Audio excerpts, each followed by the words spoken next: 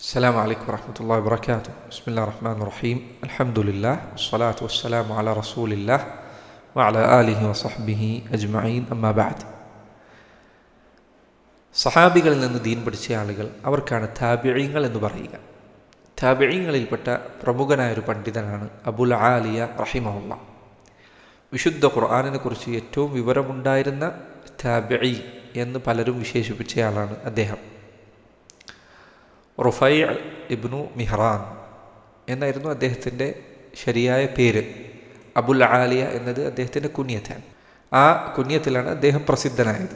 അദ്ദേഹത്തിൻ്റെ മനോഹരമായൊരു വാക്കുണ്ട്, അതിപ്രകാരമാണ്.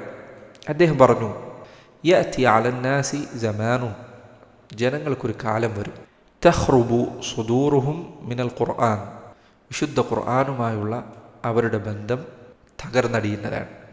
അവരുടെ ഹൃദയങ്ങൾ ഖുർആനുമായുള്ള ബന്ധത്തിൽ അങ്ങേയറ്റം തകർന്നു പോകുന്നതാണ്. വലാ യജിദൂന ലഹു ഹലാവ വലാ ലദാദ, വിശുദ്ധ ഖുർആനിൽ അവർക്ക് ഒരു മധുരമോ ആസ്വാദനമോ ഉണ്ടാവുകയില്ല. സഹോദരങ്ങളെ, നമ്മൾ സ്വയം ചിന്തിക്കേണ്ട കാര്യമാണിത്. ഈമാനുള്ള ഏതൊരാളും ഖുർആൻ കേൾക്കുമ്പോൾ അവൻ്റെ ഹൃദയത്തിൽ എന്തെങ്കിലും ഒരു മാറ്റം ഉണ്ടാവാതിരിക്കുകയില്ല. പക്ഷേ ആ മാറ്റങ്ങൾ സഹോദരങ്ങളെ ഇപ്പോഴും നിലനിൽക്കുന്നുണ്ടോ? ഖുർആൻ കേൾക്കുമ്പോൾ ഹൃദയം ലോലമാകുന്നുണ്ടോ? ഹൃദയത്തിന് മാറ്റമുണ്ടാകുന്നുണ്ടോ? പരലോകത്തെക്കുറിച്ച് ചിന്ത വരുന്നുണ്ടോ? സ്വർഗത്തെക്കുറിച്ച് ആലോചന വരുന്നുണ്ടോ? അള്ളാഹുവിനെക്കുറിച്ച് ചിന്തിക്കാൻ നമുക്ക് ബോധം ഉണ്ടാകുന്നുണ്ടോ? ഇത് നമ്മൾ ആലോചിക്കേണ്ട കാര്യമാണ്. അബുൽ ആലി അദ്ദേഹം പറയാൻ, അവർക്ക് ഖുർആൻ കേൾക്കുമ്പോൾ അതിലൊരു മധുരമോ ആസ്വാദനമോ ഉണ്ടാവുകയില്ല. ഇൻ ഖസ്സറു അമ്മാ ഉമിറു ബിഹി ഖാലു ഇന്നല്ലാഹ ഗഫൂറുർ റഹീം, അള്ളാഹു കൽപ്പിച്ച എന്തെങ്കിലും കാര്യങ്ങൾ ചെയ്യാതെ കുറവ് വരുത്തിയാൽ അവർ പറയും അള്ളാഹു ഗഫൂറും റഹീമുമാണ്. സുബ്ഹാനല്ലാഹ്, എത്രയധികം ആളുകൾ പറയുന്ന വാക്കാണ്. അള്ളാഹു കൽപ്പിച്ച കാര്യങ്ങൾ ഉപേക്ഷിച്ചാൽ അവൻ പറയും അള്ളാഹു പൊറുക്കും, അള്ളാഹ് കാരുണ്യമുള്ളവനാണ്, അള്ളാഹ് റഹ്മാനാണ്. അള്ളാഹുവിൻ്റെ കാരുണ്യം അവൻ പ്രതീക്ഷിച്ചിരുന്നെങ്കിൽ ആ കാരുണ്യം ലഭിക്കാൻ വേണ്ടി അവൻ അള്ളാഹുവിൻ്റെ കൽപ്പനകൾ അനുസരിക്കുമായിരുന്നു. എന്നാൽ അള്ളാഹുവിൻ്റെ കാരുണ്യത്തിൽ പ്രതീക്ഷ വെച്ചുകൊണ്ട് ദിവാസ്വപ്നം കാണുന്ന അവസ്ഥയിലാണ് അവൻ എത്തിപ്പെട്ടിരിക്കുന്നത്. അല്ലാഹു മുസ്തആൻ. അബുൽ ആലി അദ്ദേഹം പറയുന്നു, വഇൻ അമിലു ബിമാ നുഹു അൻഹു ഖാലു സയുഗ്ഫറു ലനാ, അള്ളാഹു ഹറാമാക്കിയ എന്തെങ്കിലും കാര്യം അവർ പ്രവർത്തിച്ചാൽ അവർ പറയും നമുക്ക് അള്ളാഹു പുറത്തു നൽകുന്നതാണ്.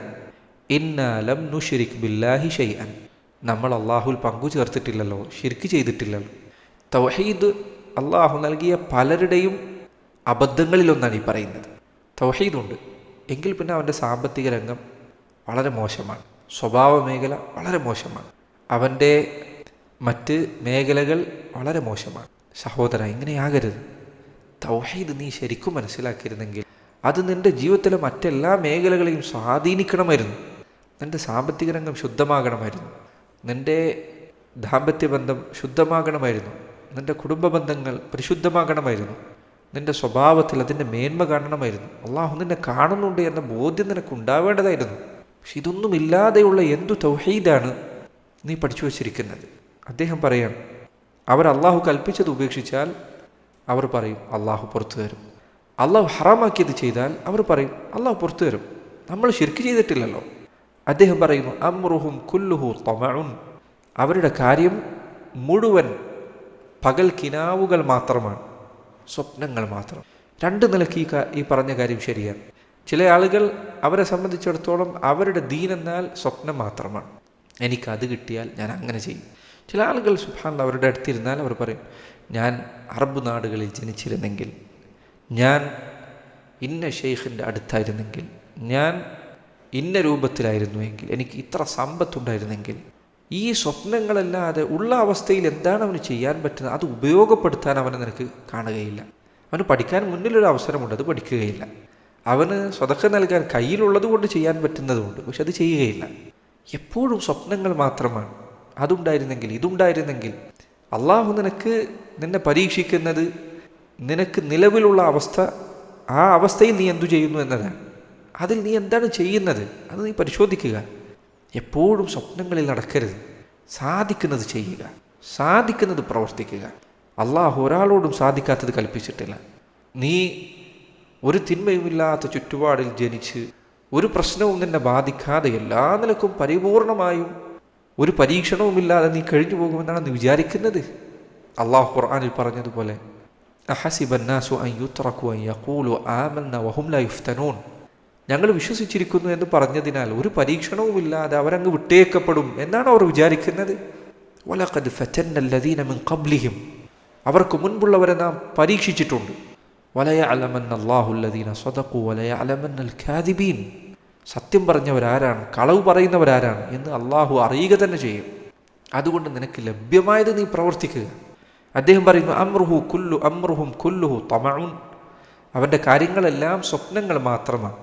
ലൈസ മഅഹു സിദ്ഖുൻ, ആ പറഞ്ഞതിലൊന്നും യാതൊരു സത്യവും നിനക്ക് കാണാൻ കഴിയില്ല. അവൻ്റെ സ്വപ്നങ്ങളിലൊന്നും യാതൊരു സത്യവുമില്ല, സത്യസന്ധതയുമില്ല.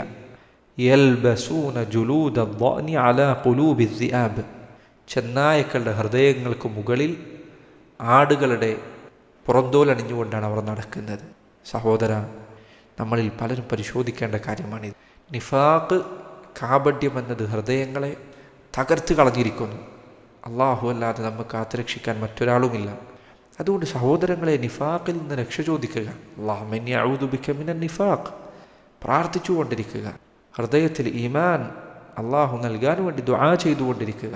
നിഫാഖ് നിറഞ്ഞു നിൽക്കുന്ന ഒരു കാലഘട്ടത്തിലാണ് നമ്മൾ ജീവിക്കുന്നത്.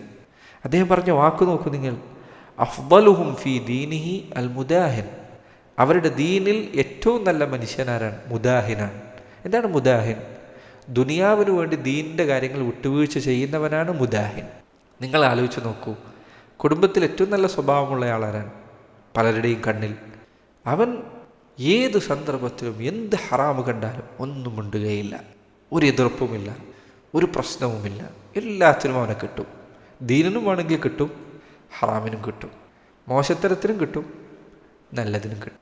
ഇങ്ങനെ കാപഢ്യമുള്ള അവസ്ഥയിൽ ജീവിക്കുന്നത് സഹോദര നമുക്ക് അർഹമായ കാര്യമല്ല. ഇങ്ങനെയല്ല ജീവിക്കേണ്ടത്. നമുക്ക് വ്യക്തമായ ദീനിൻ്റെ കാര്യത്തിൽ ഒരു വിട്ടുവീഴ്ചയും കാണിക്കാത്ത സമീപനം നമുക്ക് വേണ്ടതുണ്ട്. എത്രയോ വിവാഹങ്ങളിൽ നടക്കുന്ന തോന്നിവാസങ്ങളിൽ പലതും കുടുംബത്തിലെ രണ്ടുപേർ എഴുന്നേറ്റ് നിന്ന് ഇതിവിടെ പാടില്ല എന്ന് പറഞ്ഞിരുന്നെങ്കിൽ അവസാനിക്കേണ്ടതായിരുന്നു. പക്ഷെ ഒരാളും പറയില്ല. എത്രയോ കുടുംബങ്ങൾ തോന്നിവാസങ്ങളിലേക്ക് പോകുന്നത്, വൃത്തികേടുകളിലേക്ക് പോകുന്നത് ഒരാളും പറയാത്തത് കൊണ്ടാണ്. ദുനിയാവിനു വേണ്ടി ദീൻ വിട്ടുകൊടുക്കാൻ ഒരാൾക്കും പ്രയാസമില്ല. ആരെങ്കിലും ദീനിനു വേണ്ടി സംസാരിച്ചാൽ ആളുകൾ പറയും, എന്തൊരു പരിക്ക സ്വഭാവം, മര്യാദകൾ അറിയില്ല, സംസ്കാരമില്ല.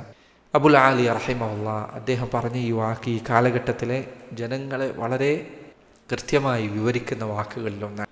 അല്ലാഹു സുബ്ഹാനഹു വ തആല നാം ഏവരെയും നിഫാഖിൽ നിന്ന്, കാപട്യത്തിൽ നിന്ന് കാത്തുരക്ഷിക്കുമാറാകട്ടെ. അല്ലാഹുമ്മ ഇന്നാ നഊദു ബിക മിനൻ നിഫാഖി വമിനൽ കുഫ്രി വൽ ഫുസൂഖി വൽ ഇസ്യാൻ. അല്ലാഹുമ്മ ഹബ്ബിബ് ഇലൈനൽ ഈമാൻ. അല്ലാഹുമ്മ റബ്ബനാ തഖബ്ബൽ മിന്നാ ഇന്നക അൻതസ് സമീഉൽ അലീം وتب علينا إنك أنت التواب الرحيم. وصلى الله وسلم وبارك على نبينا محمد وعلى آله وصحبه وسلم.